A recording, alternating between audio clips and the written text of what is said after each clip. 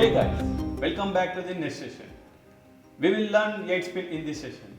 8 spin is one of the most important and basic flair move. It will take around 15 minutes to learn this move completely. We can perform with tin and peg measure. Equipment should be readily available. Our hand shaker and bottle should not be wet while using. Now I am going to show 8 spin.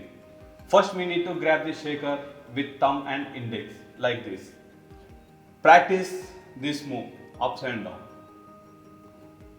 And when you perfect with this move, you need to draw just 8 like this.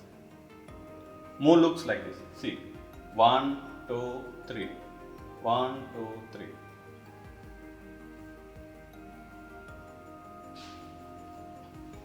If we are making any drinks, this move can be used like this.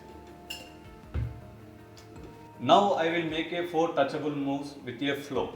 Palm roll, reverse thumb roll, straight thumb roll, 8 spin, side drop and side flip. To make these 4 moves perfectly, it requires 4 hours of practice for the sequence.